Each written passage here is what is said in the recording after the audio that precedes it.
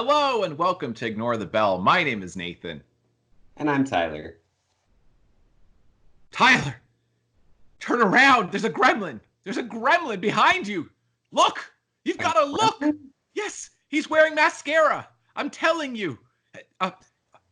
There's nothing there. Now I know what this looks like. I know it may seem like I'm losing it just like I did last summer, but I'm telling you, he's there. He's there! He's got mascara! And giant rubbery lips. Would you look? He's going to get into the electrical panel. I'm telling. I don't know what you're talking about. I don't see anything back there. What is happening? That was top tier acting on my part. Huh? Top tier. That just silent scream of William Shatner. But no. Yeah, it is at least on par with William Shatner. That is the highest compliment you can possibly give an actor. In case you didn't know, yeah. You just reached Shatner levels of goodness. Yeah, somebody needs to superimpose him screaming "con," like just add in that sound effect right. When he's outside of the plane. So yes, welcome to Ignore the Bell. My name is Nathan. And I'm Tyler. And in case you did not catch it, we are talking about the classic Twilight Zone episode, Nightmare at 20,000 Feet.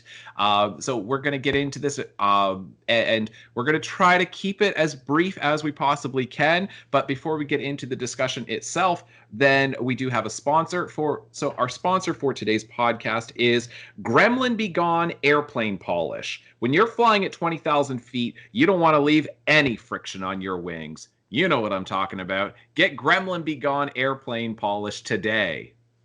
Yeah, I hear that all the major airlines have already purchased it. So that's right. Yeah, if you've just got a small little plane of your own, just make sure that you get this product as well. Absolutely. Don't get any of those cheap knockoffs. They're not going to work, you know. Yeah. you want to make sure that you don't have any gremlins able to attach themselves to your aircraft. Absolutely. All right, folks, I hope you enjoy. There is a fifth discussion beyond that which is known to man. It is a discussion as vast as space and as timeless as infinity. It is the middle ground between anger and joy, between silence and outrage, and it lies between the pit of Nathan's fears and the summit of Tyler's knowledge. This is a discussion of intellectual properties. It is a podcast which we call Ignore the Bell. All right, Nightmare at 20,000 Feet is from Season 5, Episode 3 of the original Twilight Zone series. It aired on October 11th, 1963. It, of course, stars William Shatner. And so if you've not already watched the show, then feel free to go ahead and watch it. It is on U.S. Netflix. And so I'm sure you could find it elsewhere, but that's a good place to find it.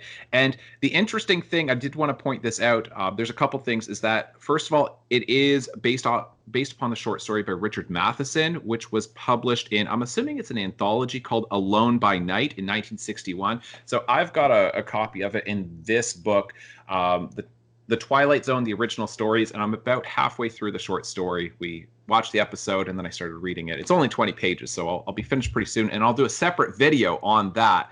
But there are some interesting changes in the short story compared to the TV episode. I've never read it before, so it's kind of interesting. Okay. And it's also, the other thing I wanted to say before we get into the discussion is that this was directed by Richard Donner, who also directed, he went on to direct The Omen, Superman with Christopher Reeves, The Goonies, Lethal Weapon, and then he produced X-Men. So, wow, yeah, yeah, quite the career there. Yeah, and I guess he's still active too. So, all right. Cool. So I wanted to go over those things before we get into the discussion. So, had you ever seen that episode before? No, I have not. Before. So this was really, really great. Of course, I've seen, clips of it and things like that. But I don't think I've ever seen the really, close-up shot of the gremlin's face against the window. Right. My goodness, ooh, That is a good jump scare right there. It really is. It still works. I insist. This episode still works. It's like Yeah. almost 50 years later, like 47 something years later, right?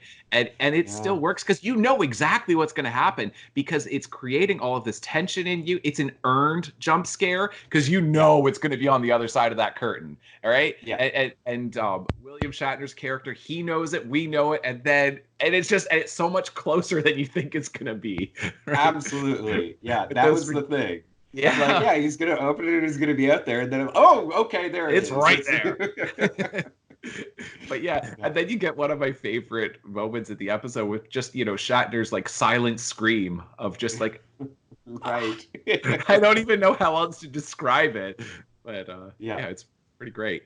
So yeah, what else did you like? I want to know how else you reacted to this episode. There was a little bit of laughter at the very beginning when he mentioned, or when he was going to start smoking, and then his wife tells him, "Wait until the plane takes off first." There's so much at the beginning. I laughed multiple times. It's like, hey, don't be reckless. You don't smoke when like we've still got the doors open. You've got to wait until this is just a completely enclosed, pressurized environment, and then light it up. That's the safe thing to do, not when we're still on the runway. Yeah, it's amazing. And that wasn't a joke. That was just how it used to be. I cannot imagine how awful that would be to travel on a plane, even aside from like the terrifying idea of everybody's like, got these open flames on an airplane of like, well, that's frightening. But then breathing in that circulated air of cigarettes, I'm like, those planes, they must have just smelled, they must have reeked of cigarettes, right? Right. Yeah. There were a couple things like that. You get that. His wife then refers to herself as Mama. Let Mama take you home. I'm like, that's uncomfortable. And then, like, and you see this a lot in films and television from this era, all of the self-medicating, right? Then it's just like, here's a sleeping pill, right? Just take this, right? It's like, you whatever it is that you have, you've just got to treat it either with cigarettes, alcohol, or some kind of pharmaceutical. Yeah.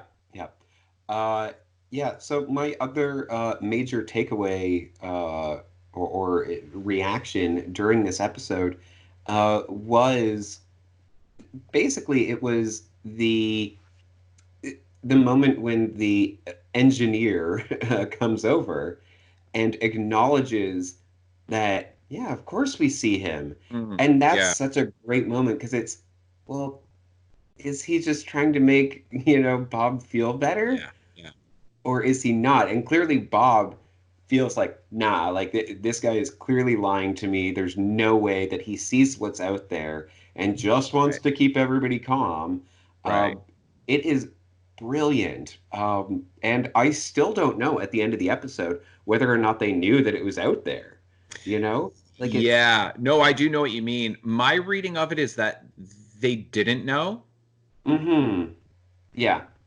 And I think that that's based on Rod Serling, Serling's explanation there at the end, or dialogue there at the end, right?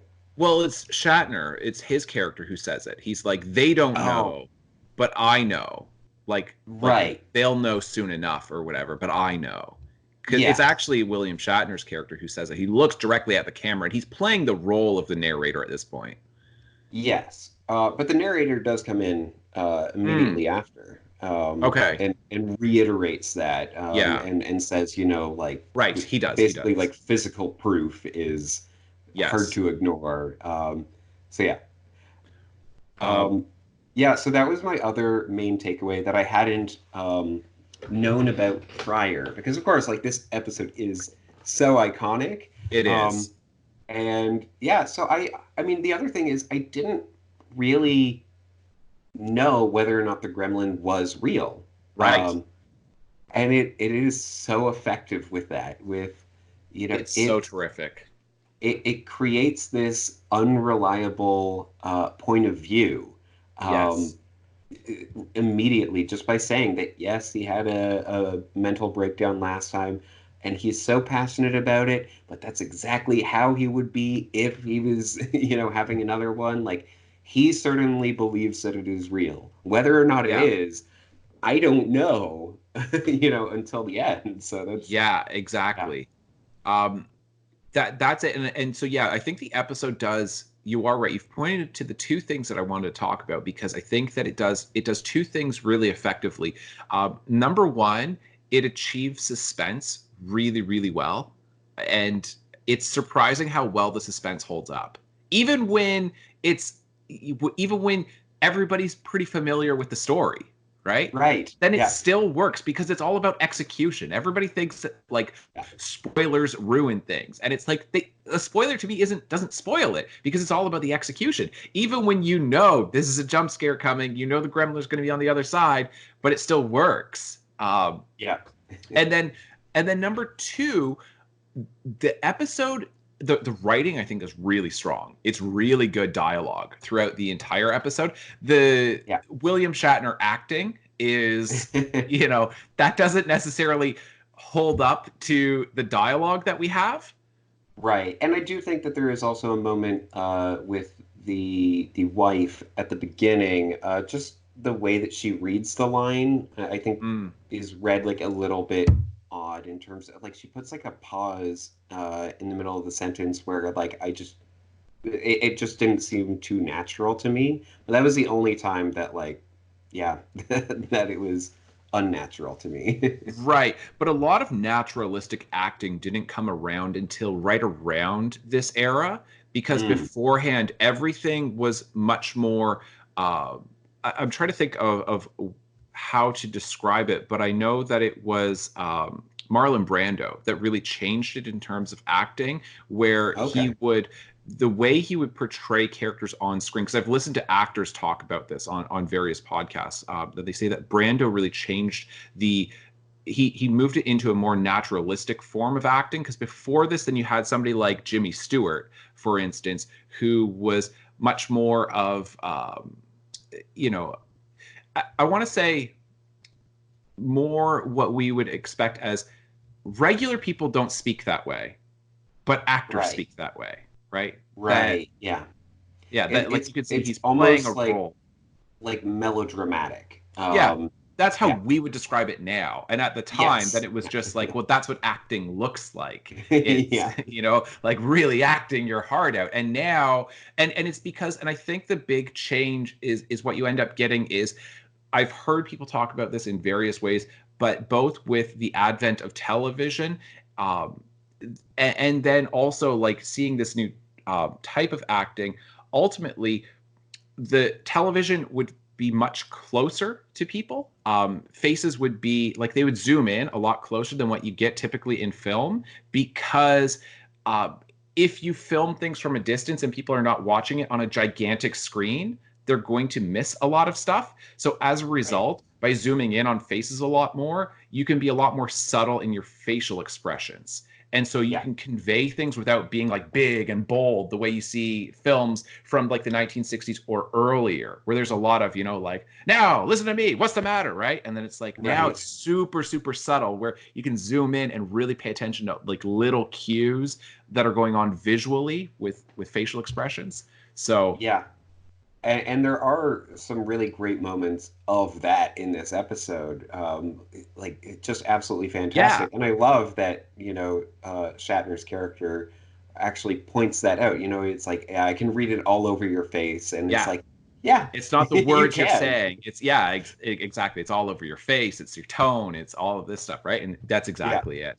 um so yeah, and so, but what I think it does so well is it really plays with the idea of mental health and mental illness. And it's surprising how well even that holds up, considering that this was done in Yeah. 1963. uh, because he kind of has got this sense of, I know that you guys think I'm crazy, and Mm.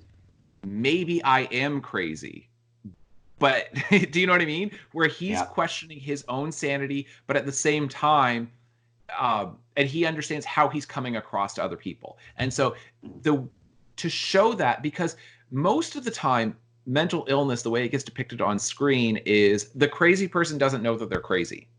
Right. Yeah. But in this case, and he's like, I know how I sound. I know how I'm coming across. I know how you guys are reacting to me.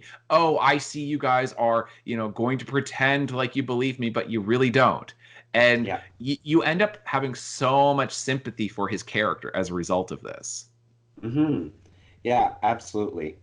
Yeah, I want to talk more about whether or not the engineer and the other flight crew members knew whether the creature was out there.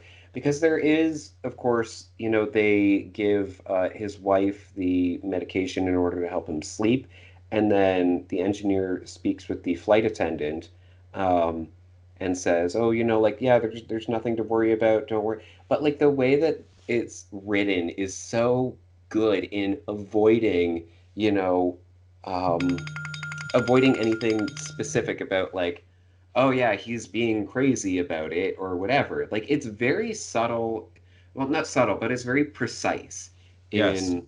in the way that it hides those details about how they really feel, whether they are trying to medicate him so that he doesn't alert the other passengers, Mm-hmm. or whether they're really just genuinely worried about him and they're like, we need to just put him to sleep to get through this Right. flight. Right. Yeah. Yeah. Yeah, that is well done. All of the dialogue, I think, in this is really well done. Yeah.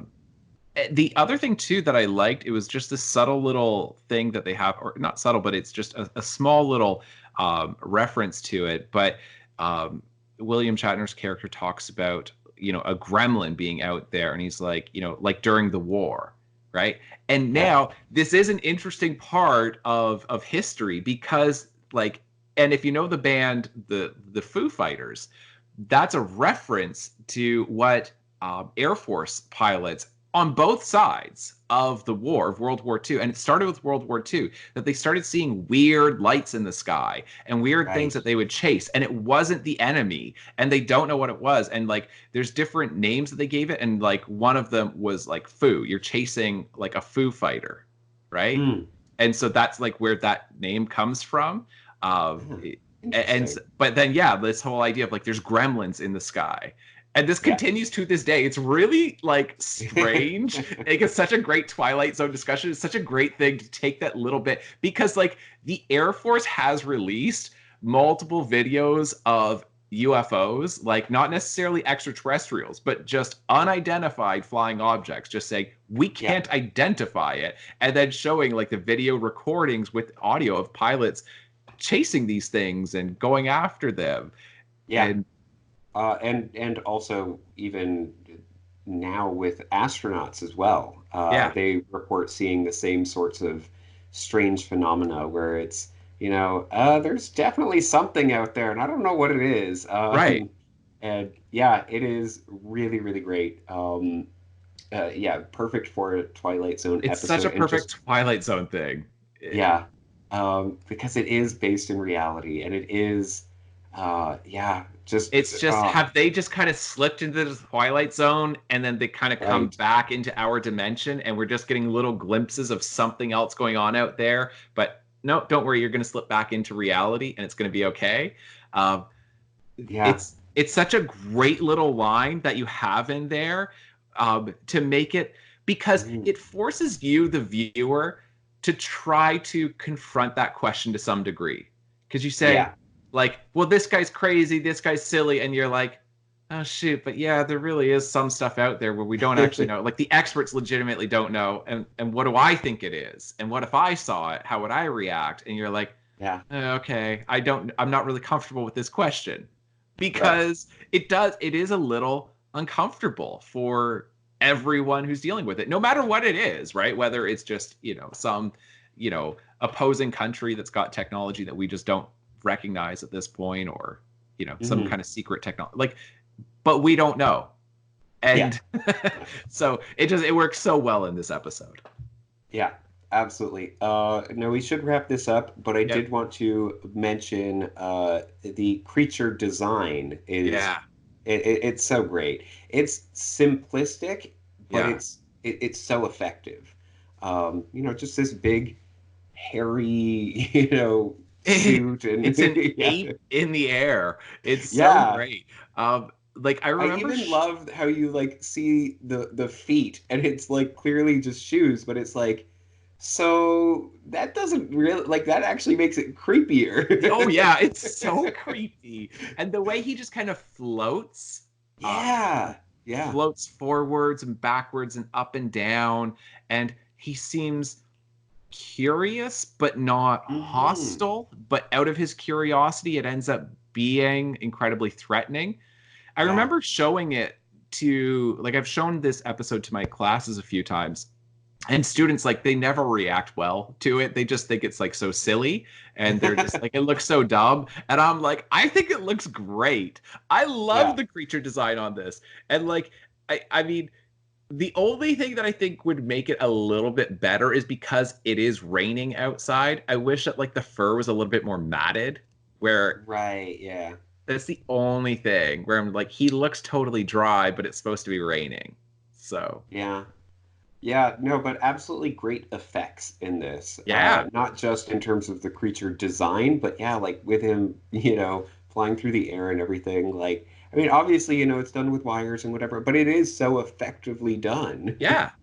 Oh, the other great thing too, that's like a pretty good laughable moment to me, but it matches up with reality, is like you've just got this police officer who's just flying with his like Right. pistol right there. He's just sleeping on a plane and you've got the gun right there. And then William Yeah. Shatner's character is able to just go and grab this gun. Like he's just like, I need a gun. Oh, there we go. And I'm like, man, it seems like writing was a lot easier back then. Right. You need Yeah. your character to have a gun on a plane? No problem. There's a cop on the plane. And you're like, okay.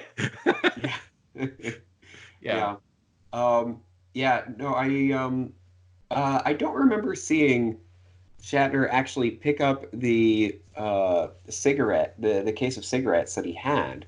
Um, and yeah, so I'm not sure if that was just like I don't know, something that he would have forgotten about or what the, explanation for that is. But he might have actually grabbed it and I just didn't see. But it did just kind of stand out to me of like, he's so focused on getting the gun Yeah. that he Yeah. just like Yeah. doesn't even care about his distraction, right? Right. Now, I don't know if you're aware of this, but this episode ended up, obviously, you get all of the different allusions to it in a whole bunch of different media, right? Including like the Yeah. great Simpsons episode with, there's a gremlin on the side of the bus and it's a gremlin car with Hans Moleman driving, right? You have that. Right. But And you have, Futurama did a great version of it as well, for the scary door. right. And there's just so many references to it. But the Twilight Zone franchise itself has redone this two different times that I'm aware of. Right. And so Yeah. in the 1987 film, I think it's 1987, The Twilight Zone, the movie, it's John Lithgow who is playing Shatner's Okay. character. Yeah. Yeah. So you get like John Lithgow doing that, which is great. And then in 2018 with the new version, and I haven't seen this one. I guess it's a 2019 version with the new version of the Twilight Zone. Then the character's played by Adam Scott, Ben Wyatt Oh from man.